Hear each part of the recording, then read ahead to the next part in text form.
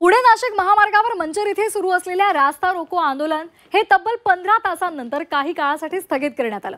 पुणे ग्रामीणचे पोलीस अधीक्षक संदीप गिल यांनी आंदोलकांना विनंती केल्यानंतर मध्यरात्री 2 वाजता आंदोलकांनी काही काळ हे आंदोलन स्थगित केलेलं आहे।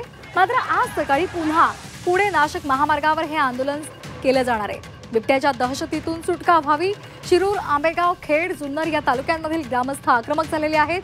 या गावकऱ्यांनी पुणे नाशिक महामार्गावरच्या मंचर या ठिकाणी रास्ता रोको आंदोलन पुकारलेलं आहे। तर या संदर्भात अधिक माहितीसाठी आपण जाणार आहोत आमचे प्रतिनिधी हेमंत चापुडे यांच्याकडे। हेमंत, नरभक्षक बिबट्या हा अद्याप कुठे आहे हे कोणालाच माहिती नाही, मात्र एक बिबट्या जेरबंद झालेला आहे, तोच नरभक्षक बिबट्या आहे का याचा तपास केला जातोय। तर दुसरीकडे ज्या 13 वर्षीय मुलाचा मृत्यू झालेला होता त्याच्या पार्थिवावर सुद्धा आज अंत्यसंस्कार होणार आहे, काय एकूण तपशील आहे?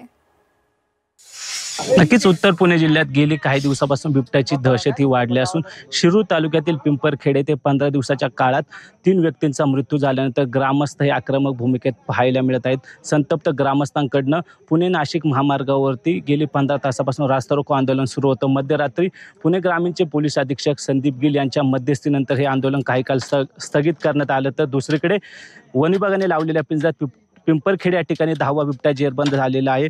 आठवडाभराच्या कालखंडामध्ये या ठिकाणी 9 बिबटे जेरबंद झाले होते। तर दुसरीकडे वन विभागाने या ठिकाणी पिंजरा लावला होता, त्यामध्ये 10वा बिबट्या जेरबंद झालेला आहे।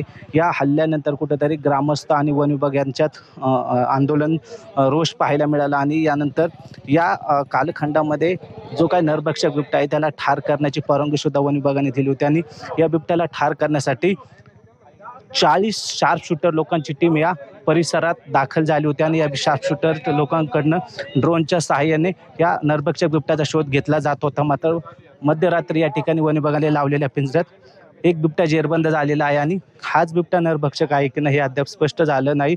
तर दुसरीकडे जो काही बिबट्या जेरबंद झालेला आहे त्याला याच ठिकाणी ठार करावं अशी मागणी या ठिकाणी स्थानिकांची पाहायला मिळत आहे। मात्र जो काही बिबट्या पिंजऱ्यात जेरबंद होतो त्याला ठार करता येत नाही, मुक्त बिबट्यालाच ठार केलं जातं। जो बिबट्या पिंजऱ्यात जेरबंद होत नाही अशाच बिबट्याला ठार केलं जाऊ शकतं अशी माहिती वन विभागाकडनं कळत आहे। त्यामुळे या पुढच्या काळात या ग्रामस्थांच्या आणि वन विभागाची काय भूमिका राहते हे पाहणं महत्त्वाचं आहे। सध्या स्थानिक ग्रामस्थ आक्रमक पाहायला मिळतात। तर दुसरीकडे मध्यरात्री स्थगित केलेलं आंदोलन हे आज सकाळपासून पुन्हा सुरू केलं जाणार आहे। त्यामुळे यापुढच्या काळात या सर्व परिस्थितीला काय वळण येतं हे पाहणं महत्त्वाचं असणार आहे। आता सध्या वन विभागाचे अधिकारी या घटनास्थळावरती दाखल होतील आणि त्यानंतर ग्रामस्थ आणि वन विभागामध्ये काय चर्चा होते हे पाहणं महत्त्वाचं असणार आहे। मृत रोहन बोंबेचे सॅम्पल घेतले जातील आणि हा जो काय बिबट्या जेरबंद झालेला आहे याचे सॅम्पल घेतले जातील आणि त्यानंतरच हा बिबट्या नरभक्षक आहे की नाही हे स्पष्ट होणार आहे। त्यामुळे या बिबट्याला ठार करायचं की काय करायचं ही पुढची दिशा आता पुढच्या काही काळात स्पष्ट होणार आहे। मात्र सध्या परिसरामध्ये तणावपूर्ण परिस्थिती पाहायला मिळत आहे। अगदी धन्यवाद हेमंत दिलेल्या या सविस्तर माहितीसाठी।